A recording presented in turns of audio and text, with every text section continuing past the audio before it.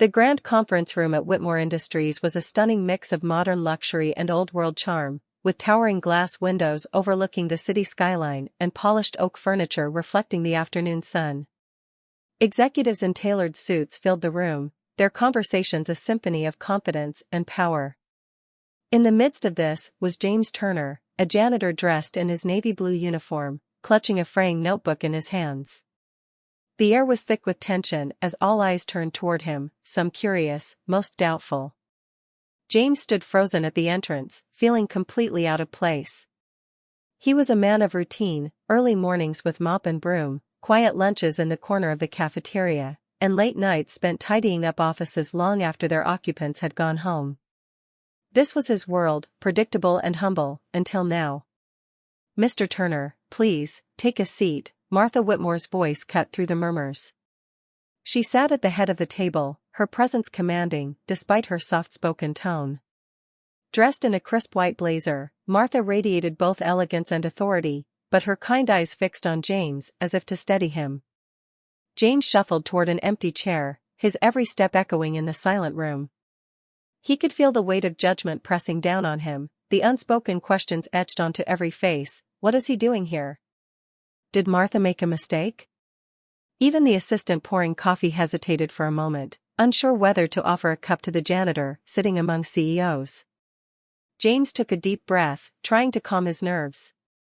The scent of coffee and expensive cologne filled his senses, but his thoughts were a storm. He had no idea why he had been called here, no idea what he was expected to do. It had all started a week ago, during a quiet evening on the 16th floor. James was finishing his shift when he noticed Martha Whitmore standing in front of the floor-to-ceiling windows, staring out at the city lights. She wasn't supposed to be there, executives rarely lingered after hours. James hesitated before returning to his work, not wanting to disturb her. But as he pushed his cleaning cart past her office, he overheard a snippet of her phone call.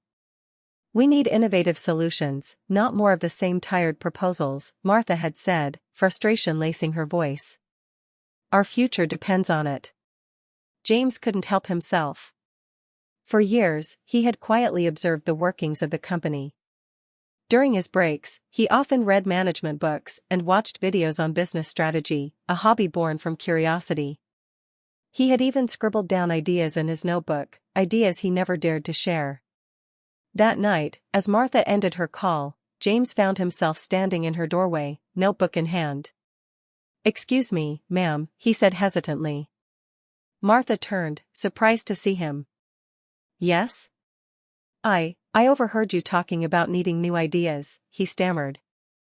"I don't mean to intrude, but I've been thinking about some things that might help." For a moment, she simply looked at him, her expression unreadable. Then she gestured toward the chair across from her desk. "Go on," she said. James had never spoken so much in his life. He laid out his ideas, fumbling over words, but determined to explain himself. To his surprise, Martha listened intently, nodding occasionally. When he finished, she leaned back in her chair, a small smile playing on her lips. "You've given me a lot to think about, Mr. Turner," she said. He had assumed that was the end of it. But 2 days later, he received an envelope with a formal invitation to the company's strategic planning meeting.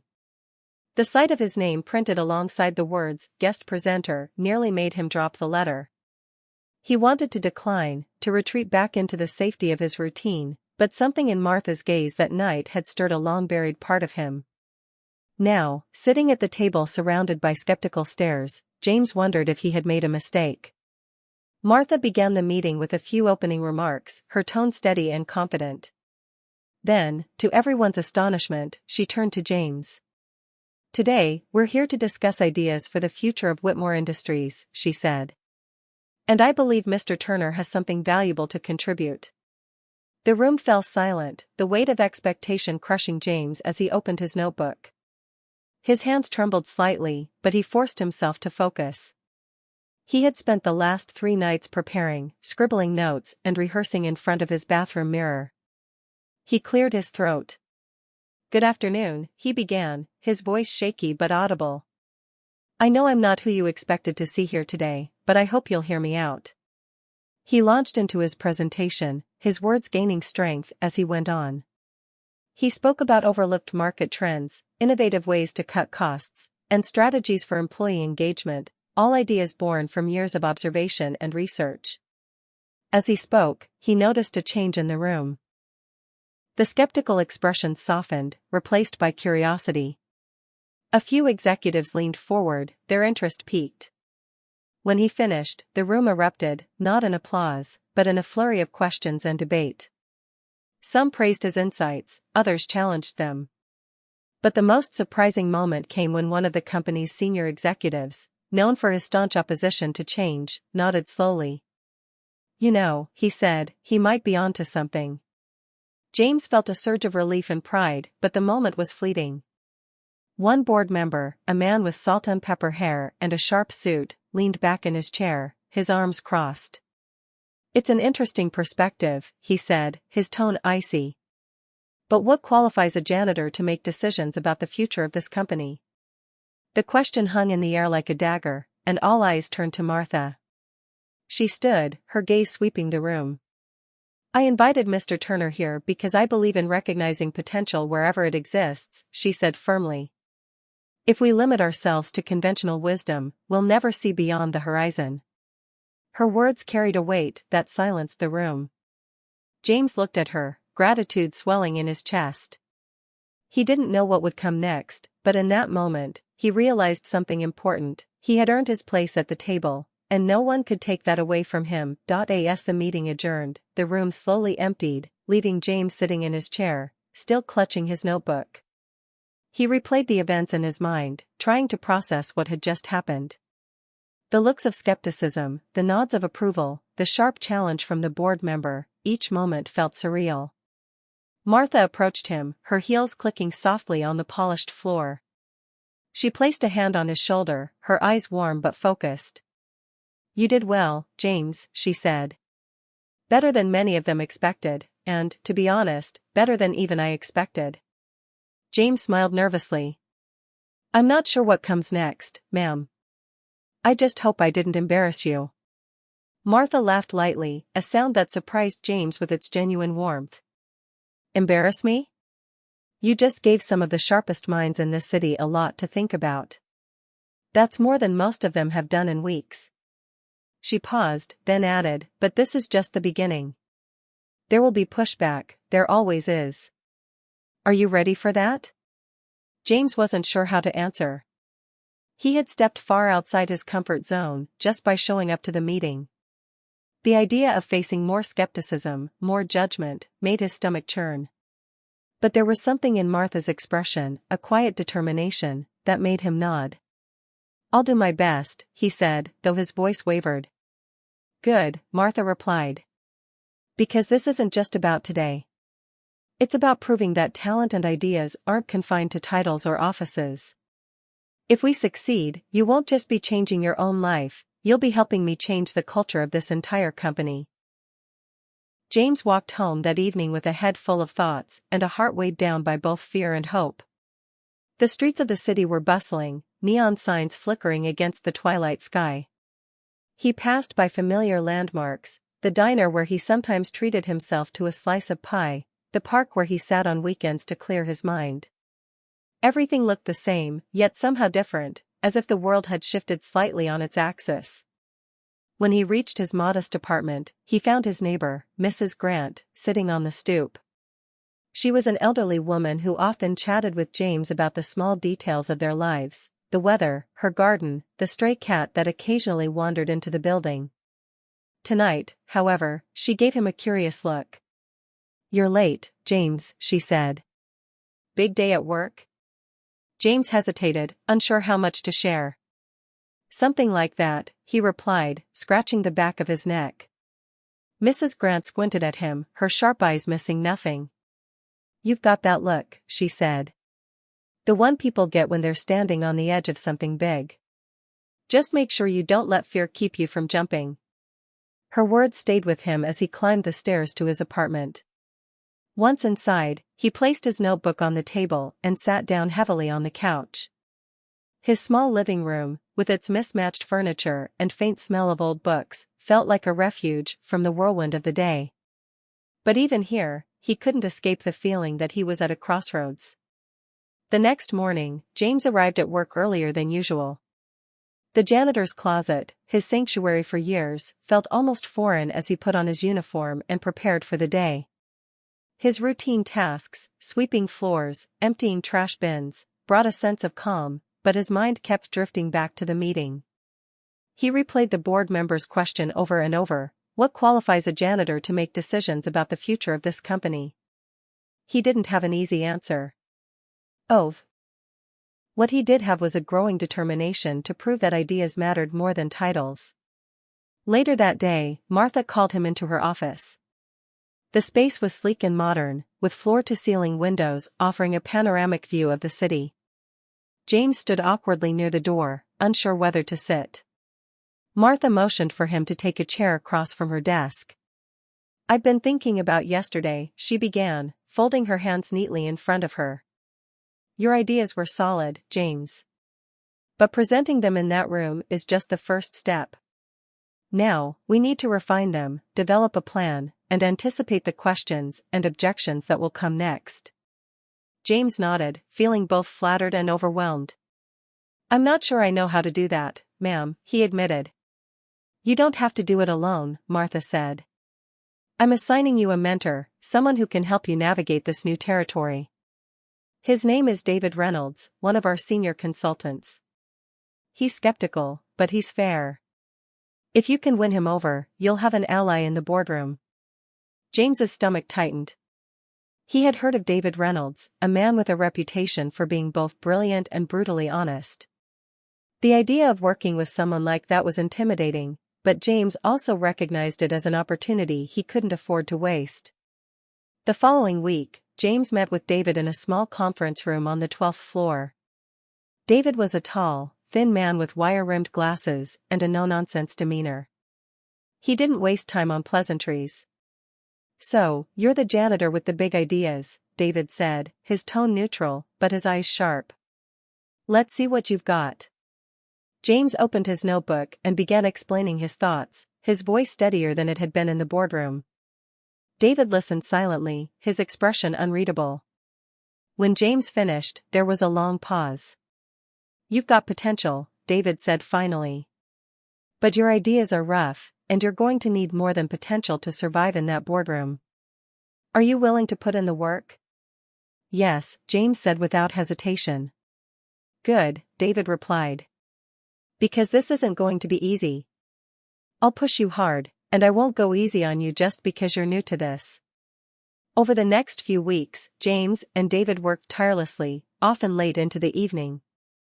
David challenged James to think critically, to back up his ideas with data, and to anticipate every possible question. At times, the process was frustrating, even disheartening, but James refused to give up. One night, as they wrapped up a particularly grueling session, David leaned back in his chair and studied James thoughtfully. "You know," he said, "when Martha first told me about you, I thought she'd lost her mind. But now, I'm starting to see why she believes in you." James didn't know how to respond. He simply nodded, feeling a flicker of pride amidst his exhaustion. As he left the building that night, the city lights seemed a little brighter, the air a little crisper.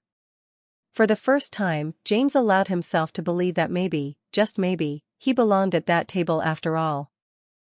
The next big meeting loomed on the horizon, a make-or-break moment that would define not just James's future at Whitmore Industries but also Martha's vision of inclusivity and potential.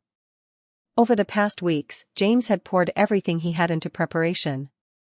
With David's mentorship, he refined his ideas into actionable strategies and rehearsed his presentation until he could deliver it without faltering. Yet, as the day approached, his doubts crept back in like unwelcome guests. The morning of the meeting dawned gray and overcast, mirroring James's mood.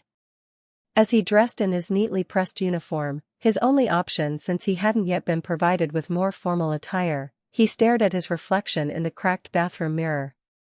"You've got this," he muttered to himself, though the words felt hollow. When he arrived at the office, the atmosphere was electric. The conference room had been rearranged to accommodate a larger audience, and whispers filled the air. Word had spread about the janitor who had presented a bold idea at the last meeting. Some came out of curiosity, others out of disbelief, and a few, like the skeptical board member who had challenged him, came to see if James would falter. As James entered the room, his notebook tucked under his arm, he felt the stares again, but this time, they were mixed with something new, recognition. He wasn't invisible anymore, and while that should have been reassuring, it only added to the pressure. Martha greeted him with a nod and a reassuring smile, her confidence in him a steadying force amidst the chaos in his mind. The meeting began with the usual formalities, but it wasn't long before Martha turned to James. "Mr. Turner," she said, her voice cutting through the chatter like a knife. "The floor is yours." James stood, his heart pounding in his chest. He unfolded his notes, but instead of reading from them, he set them down. "Good morning," he began, his voice clear but measured. "Before I start, I want to thank all of you for giving me this opportunity. I know I'm not the person you'd expect to see standing here, but I hope by the end of this presentation, you'll see why Mrs. Whitmore believes in me, and why I believe in this company." He launched into his presentation, his ideas flowing like a well-rehearsed symphony. He spoke about untapped markets, employee-driven innovation, and cost-effective strategies to modernize operations. With each point, he backed up his claims with data and real-world examples, the result of countless hours of research and late-night work sessions with David. The room, which had started with a low hum of whispers and side conversations, gradually fell silent. Even the skeptical board member leaned forward in his chair, his expression shifting from doubt to intrigue. As James reached the climax of his presentation, he introduced a revolutionary idea. A program that would empower employees at all levels of the company to contribute ideas, incentivizing innovation from the ground up. And the best part, James concluded, is that this program doesn't just benefit the company, it benefits the employees, fostering a culture of collaboration and respect. Because when people feel valued, they bring their best selves to work, and that's when the magic happens. He paused, scanning the room. For a moment, there was silence, and then, unexpectedly, applause. It started with one person, then another, until the room was filled with the sound of clapping hands. James's face flushed with a mix of pride and relief. But just as he began to feel the weight lifting from his shoulders, the sharp voice of the skeptical board member cut through the applause. "A compelling presentation, Mr. Turner," he said, his tone measured but sharp. "But I can't help wondering if this program is practical. Ideas are one thing, implementation is another. How can you guarantee this won't disrupt our current operations?" The room fell silent again, all eyes on James. His palms began to sweat, but he stood his ground. "That's a fair question," he replied, his voice steady. "And the truth is, I can't guarantee there won't be challenges. But any meaningful change comes with risks.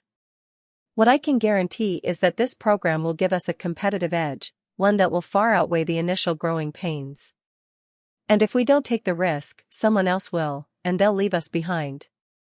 The board member tilted his head, a small smirk playing on his lips. "Bold answer," he said. "Let's see if it pays off." As the meeting drew to a close, Martha addressed the room. "I think it's clear that Mr. Turner has given us not just ideas, but a vision for the future of this company," she said. "It's up to us to decide whether we have the courage to embrace it." The board voted, and to James's astonishment, the majority supported the implementation of his program. It wasn't unanimous, change rarely was, but it was enough to set the wheels in motion. In the days that followed, James became something of a celebrity within the company. Employees stopped him in the halls to congratulate him, and even those who had doubted him began to show signs of respect. But with the newfound attention came new challenges. James was no longer just the janitor who cleaned up after hours, he was now a visible figure in the company's future, and not everyone was happy about it. Rumors swirled, some questioning his qualifications, others speculating about Martha's motives. A few employees openly resisted the new program, citing concerns about increased workloads and disruptions to their routines. One particularly vocal critic was Alan Mercer, a senior manager who had been with the company for decades. Alan confronted James one afternoon in the break room, his tone sharp and accusatory. "You know, Turner," he said, leaning against the counter, "it's easy to come up with ideas when you're not the one who has to implement them. Have you ever thought about the ripple effects of your little program?" James felt a flash of anger but forced himself to remain calm. "I have," he replied. "And I know it won't be easy. But change never is." "That doesn't mean it's not worth pursuing." Alan scoffed. "Easy for you to say. You're not the one with decades of experience on the line." Before James could respond, another voice cut in. It was Clara, a mid-level manager who had been quietly observing the exchange. "Maybe that's the point, Alan," she said. "Sometimes it takes a fresh perspective to see opportunities we've been blind to." The room fell silent as Alan muttered something under his breath and walked away. Clara turned to James and smiled. "Don't let them get to you," she said.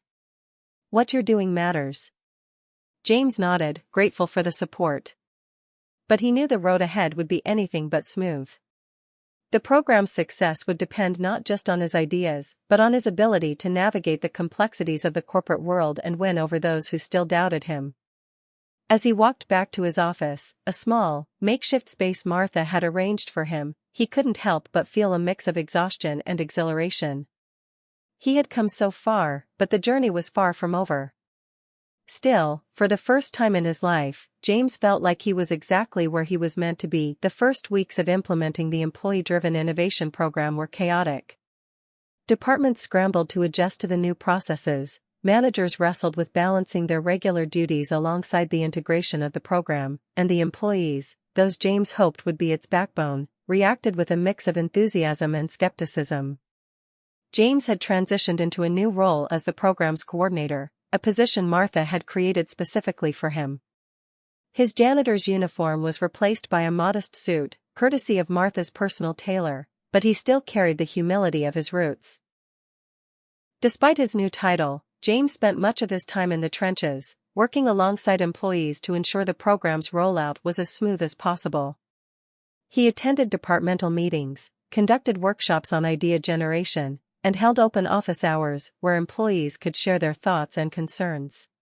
One morning, James arrived early to the warehouse division, one of the company's most skeptical departments. The warehouse workers, led by a gruff but fair manager named Carla, had been vocal about their doubts.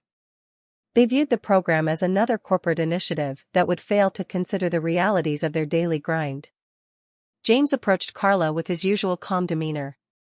"Good morning," he said. "Mind if I spend the day here? I want to understand what you and your team face on the ground." Carla raised an eyebrow, her arms crossed. "You're really willing to get your hands dirty, huh?" she said, her tone carrying a mix of challenge and curiosity.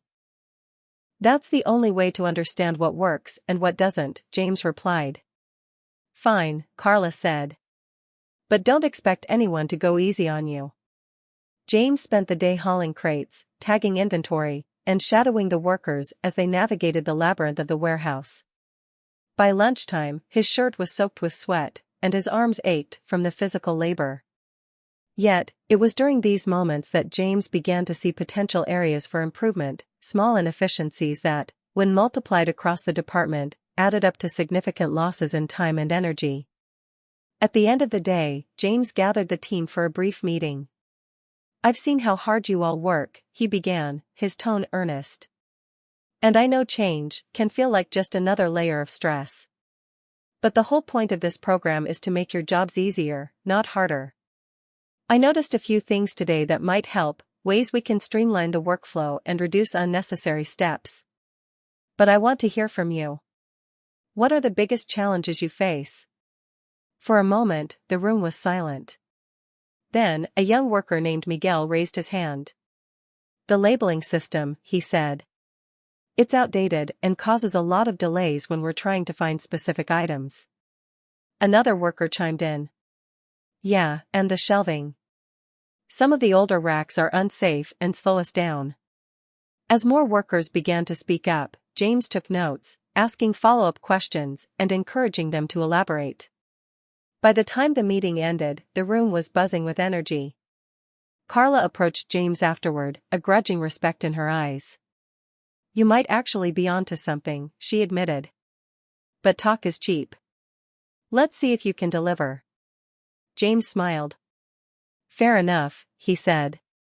Over the next few weeks, James worked tirelessly to address the issues raised by the warehouse team. He collaborated with the operations department to implement a modern labeling system, secured funding for new shelving units, and even helped organize training sessions to improve efficiency. When the changes were finally rolled out, the warehouse's productivity increased by 15%, and morale among the workers soared. News of the success spread throughout the company, bolstering confidence in the program. Employees and other departments began to submit their own ideas, ranging from small improvements in office workflows to ambitious projects that required cross-departmental collaboration. James was inundated with proposals, each one a testament to the untapped potential within the workforce.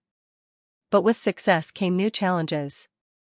Some managers resented James's growing influence, viewing him as a threat to their authority. Alan Mercer, in particular, became increasingly vocal in his criticism, accusing James of overstepping his role and undermining the traditional chain of command. During a heated executive meeting, Alan confronted James directly. "This program is turning into a free-for-all," he said, his voice sharp. "People are bypassing their managers and going straight to you. It's creating chaos." James took a deep breath, choosing his words carefully. "I understand your concerns, Alan," he said. "But the goal of this program isn't to undermine anyone, it's to empower everyone. If employees feel they can't approach their managers with ideas, that's a problem we need to address together." Alan scoffed. "Easy for you to say. You're not the one dealing with the fallout." Martha, who had been silent until now, intervened. "Alan," she said firmly, "this program is about fostering innovation, and that requires us to rethink how we operate. Resistance is natural, but we need to focus on solutions, not blame." The tension in the room was palpable, but James remained calm. After the meeting, he approached Alan privately. "I don't want to be your adversary," he said. "We're on the same team, and I value your experience. Let's find a way to make this program work for everyone." Alan stared at him for a long moment before nodding. "We'll see," he said, his tone cautious, but less hostile. Despite the challenges, the program continued to gain momentum. One of the most unexpected success stories came from the administrative team, often overlooked in discussions about innovation. A secretary named Grace proposed a digital scheduling system that streamlined meeting coordination and saved hours of work each week. Her idea not only improved efficiency but also highlighted the value of contributions from every level of the company. As James reviewed the growing list of implemented ideas, he couldn't help but feel a deep sense of pride. The program was transforming Whitmore Industries, breaking down barriers and fostering a culture of collaboration. But more importantly, it was proving a powerful truth, that talent and innovation could come from anywhere, even from someone who had once been dismissed as just a janitor. Late one evening, as James prepared to leave the office, Martha stopped by his desk. "You've done incredible work, James," she said, her voice filled with genuine admiration. "But this is just the beginning. The real test will be sustaining this momentum and making sure the changes we're implementing are lasting." James nodded, understanding the weight of her words. "I'm ready," he said. Martha smiled. "I know you are. And so is this company, thanks to you." As James stepped out into the cool night air, the city lights sparkled around him, a reflection of the journey he had undertaken and the possibilities that lay ahead. For the first time, he allowed himself to dream not just of what he could achieve, but of the legacy he could leave behind. The program's growing success brought not only recognition but also heightened scrutiny. As weeks turned into months, James found himself navigating a labyrinth of challenges that tested his patience, resilience, and belief in the very ideas he had championed. While many employees embraced the newfound culture of innovation, a vocal minority resisted, their grievances often echoing through the company's grapevine. Alan Mercer's skepticism persisted, though it had softened slightly after witnessing some tangible results. Still, Alan couldn't entirely shake his doubts about James. The older manager began subtly questioning whether a man with no formal education or corporate background could truly sustain such a monumental shift. James, aware of Alan's lingering mistrust, made it a point to include him in key meetings and decisions, hoping to bridge the divide. One day, James called a meeting to address a pressing issue. While the program had inspired numerous groundbreaking ideas, many departments were struggling to implement them effectively. The bottleneck, James realized, stemmed from a lack of coordination and support across various levels of management. "We need a framework," James said to the assembled team of managers, including Alan. "A system that not only gathers ideas but also ensures they're actionable and aligned with our company's goals." Alan leaned back in his chair, arms crossed. "And who's going to build this magical framework?" he asked, his tone laced with sarcasm. James met Alan's gaze without flinching. "We are," he said firmly. "Together. Because this program isn't about me or any one person, it's about all of us. If it fails, we all fail. And I don't think any of us want that." The room fell silent, the weight of James's words sinking in. Slowly, Alan nodded. "Fine," he said. "But let's do it right." Over the next few weeks, James and a small task force, including Alan, worked tirelessly to develop the framework. They created clear guidelines for submitting, evaluating, and implementing ideas, ensuring that every proposal received a fair chance. They also established a mentorship system, pairing experienced managers with employees whose ideas had potential but needed refinement.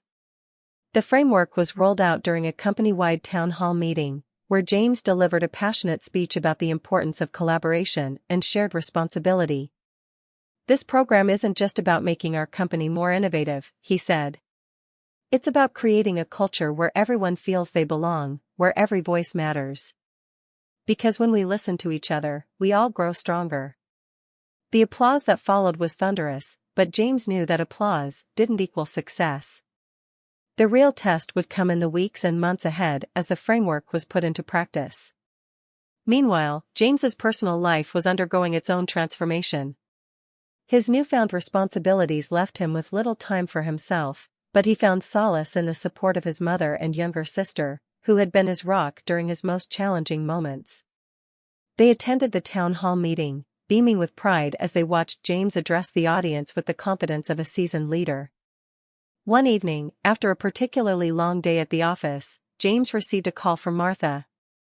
"I need you to come to my home tomorrow evening," she said, her tone uncharacteristically serious. "There's something important I want to discuss with you." James's mind raced as he wondered what Martha had planned. Was she going to offer him a permanent executive position? Or perhaps she had decided it was time to phase him out now that the program was established? When James arrived at Martha's sprawling estate the following evening, he was greeted by a small gathering of board members and senior executives. Martha stood at the center, her expression unreadable. "James," she said, motioning for him to join her. "Tonight, we're celebrating the progress we've made as a company, and the person who made it possible." She turned to the gathered crowd. "When I first brought James into that boardroom months ago, many of you doubted my decision. And I don't blame you. It was unconventional, to say the least. But James has shown us what's possible when we look beyond titles and credentials. He's reminded us that innovation doesn't come from comfort zones, it comes from courage, humility, and the willingness to take risks." Martha paused, letting her words sink in. "James, I've watched you transform not only this company, but also yourself. And I believe you're just getting started. That's why I'd like to formally offer you the position of Vice President of Innovation." The room erupted into applause, but James could barely hear it over the pounding of his own heart. He was stunned, overwhelmed, and deeply moved. When the applause subsided, he stepped forward, his voice trembling with emotion. "Thank you," he said, his eyes meeting Martha's. "This is more than I ever dreamed possible. But I want to make one thing clear, this isn't just my achievement. It's ours. Every idea, every success, every challenge we've overcome, it's because we did it together. And that's how we'll continue to grow." As the evening wore on, James found himself surrounded by well-wishers, including Alan, who extended a hand in a rare gesture of genuine respect. "You've earned it," Alan said simply. But amidst the celebration, James couldn't shake the feeling that this was only the beginning. The program's success had set a new standard, and with his promotion came even greater responsibilities. He knew there would be more challenges, more skeptics to win over, and more battles to fight. Late that night, as he stood on the balcony of Martha's estate, gazing out at the city lights, James allowed himself a moment of reflection. He thought about how far he had come, from a janitor cleaning floors to a leader shaping the future of a company. And he thought about the countless people who had believed in him, from his mother and sister to Martha and even David. James knew he couldn't afford to let them down. But for the first time, he felt not just the weight of responsibility, but also the strength to carry it. Because he wasn't doing it alone. He had a team, a vision, and a purpose that went beyond personal success.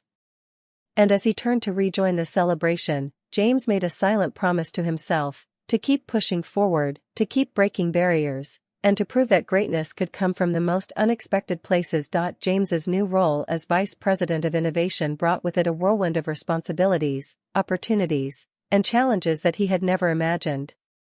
He stepped into the position with a mix of excitement and trepidation, knowing that the weight of expectation was heavier than ever. The program he had initiated was no longer just an experiment, it was now a cornerstone of the company's strategy, and its success or failure rested squarely on his shoulders.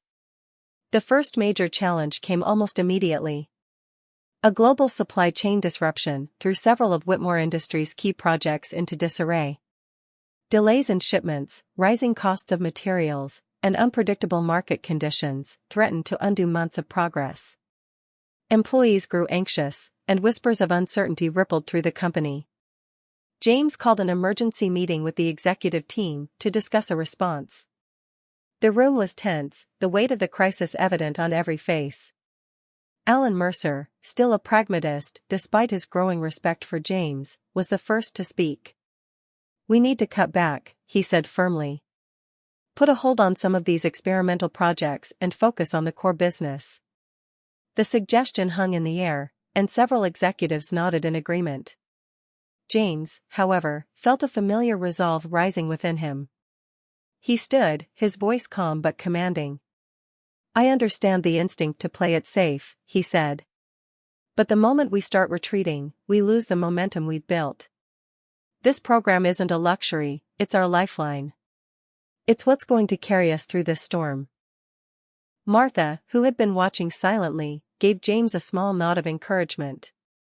"What do you propose?" she asked. James outlined a bold plan. Rather than scaling back, they would double down on innovation. He proposed launching a company-wide hackathon to crowdsource solutions to the supply chain issues, leveraging the ingenuity of their employees to find creative ways to navigate the crisis. The idea was met with skepticism, but James's passion was infectious. Slowly, the executives came around. The hackathon, dubbed Operation Breakthrough, was unlike anything Whitmore Industries had ever attempted. Over a single weekend, employees from every department gathered in makeshift teams, brainstorming, collaborating, and pitching ideas. The energy was electric, a mix of urgency and camaraderie that brought out the best in everyone. James moved between the groups, offering encouragement and insight. He was amazed by the diversity of ideas, from streamlining production processes to forging partnerships with local suppliers to reduce dependence on overseas shipments. One particularly promising idea came from a junior marketing assistant named Priya, who proposed using predictive analytics to anticipate and mitigate future disruptions. It was an ambitious concept, but James saw its potential. By the end of the hackathon, the company had a dozen actionable strategies. Priya's idea was selected as one of the top solutions, and James personally worked with her to refine and implement it. Within weeks, the predictive analytics model was up and running, giving Whitmore Industries a critical edge in adapting to the volatile supply chain landscape. The success of Operation Breakthrough reignited confidence across the company. Employees felt empowered, knowing that their ideas weren't just being heard, they were making a tangible difference. Even Alan, ever the skeptic, admitted that the hackathon had been a turning point. "You proved me wrong," he told James one afternoon. "I'll admit, I didn't think this program would last. But you've shown us all what's possible when we trust our people." Yet, amidst the triumphs, James faced a deeply personal challenge that tested his resilience in ways no professional crisis ever could. One evening, as he prepared to leave the office, he received a call from his sister, Maria. Their mother, who had been battling a chronic illness, had taken a turn for the worse. James rushed to the hospital, his heart heavy with fear and worry. Sitting by his mother's bedside, James felt a profound sense of vulnerability. She had always been his anchor, the one who believed in him when no one else did. Now, it was his turn to be her source of strength. As they talked quietly, his mother reached out and took his hand. "You've made me so proud, James," she said, her voice weak but filled with love. "But don't forget where you came from. Stay humble. Stay true to yourself." Her words stayed with him long after she had fallen asleep. In the days that followed, James balanced his responsibilities at work with his role as a caregiver, leaning on Maria for support. It was a delicate juggling act, but it reminded him of the importance of family and the values that had shaped him. Back at Whitmore Industries, James began incorporating more initiatives to support employees on a personal level. He introduced wellness programs, flexible work arrangements, and mentorship opportunities, recognizing that innovation thrived in an environment where people felt valued and supported. These changes further solidified his reputation as a leader who genuinely cared about his team. One day, as James walked through the company's headquarters, he passed a group of employees gathered around a bulletin board displaying recent accomplishments. Among the photos and headlines was a quote that caught his eye: "Greatness is not in where we stand, but in the direction we are moving." James paused, reflecting on the journey that had brought him to this moment. He thought about the janitor who had once cleaned these very halls, dreaming of a better life, but never imagining the path he would take. He thought about the people who had believed in him, the risks he had taken, and the challenges he had overcome. As he stood there, an employee approached him, holding a notebook filled with ideas. "Mr. Carter," she said hesitantly, "I have a proposal I'd like to share. I think it could really help us improve the way we manage our client relationships." James smiled warmly, gesturing for her to join him. "Let's hear it," he said. Because that was the legacy James wanted to leave, not just a program or a title, but a culture of possibility, where every voice mattered and every idea had the power to change the world.